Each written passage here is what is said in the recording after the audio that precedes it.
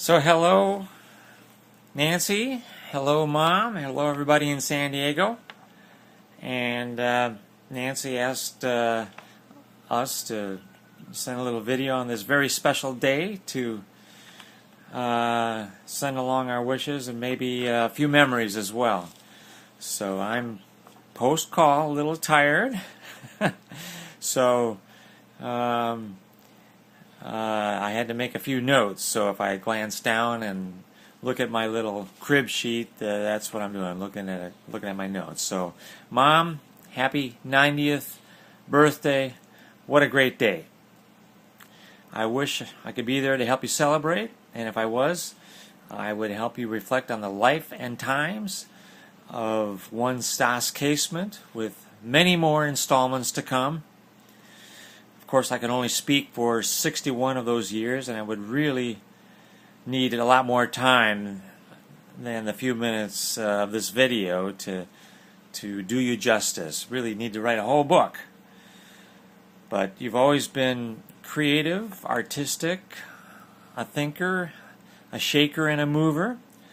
Some of that rubbed off on us kids, and some of it was genetic, I guess, and with some of it, I think you had to grab us by the ear to get our attention.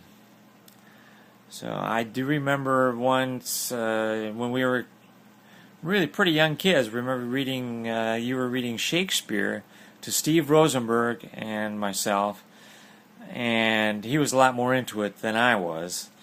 But I do remember noticing how much pleasure that you found in that. And so the message, I guess, was that there's something very special to be found in good literature, and even if you have to do a little bit of work to appreciate it, at the time I didn't appreciate it, but I do now. So, passion and assertiveness, you've got it. When you believe in something, you want others to believe in it too. And by example, you taught us to fight for things that we believe in. So remember Barry Goldwater's campaign for president? What was that, 1964?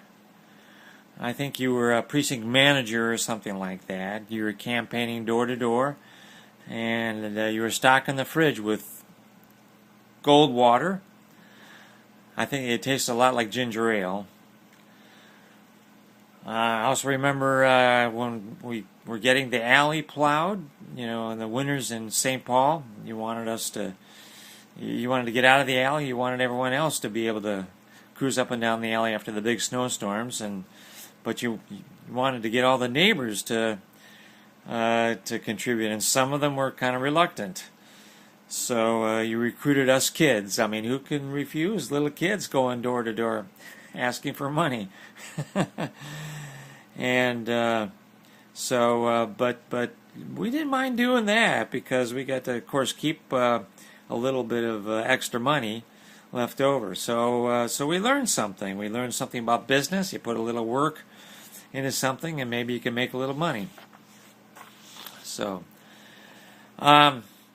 creativity, artistry, your paintings, the Picasso in the kitchen or on the kitchen cupboards, the gold footprints in the living room on the walls, flowers around the fireplace that you had painted. And so you, of course, pushed us into all kinds of artistic endeavors, from music to drama, and always carting us around and being supportive. And I thank you for that, and for many other gifts that you and Dad gave us as we were growing up. And so, what did us kids give you as we were growing up? Oftentimes, I think, was a lot of grief. How many trips to the doctor to get my head stitched up after rock fights? And it was always in the back of my head, I think because I was always running away after throwing my rocks, and then I'd get hit.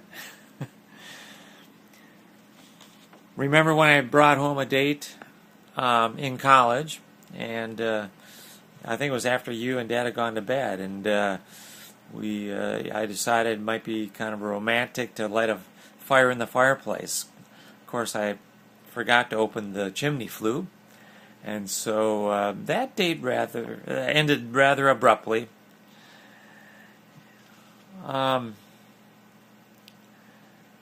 Anyway, we were kids with great, caring parents, and I'm still learning from you. You've given us so much that on this birthday, I want to mostly offer thanks for who you are and tell you how much I appreciate you being my mother. So, I love you. Happy birthday. Hope you have a great day, and we're looking forward to talk to you real soon. And of course, we'll be visiting in July.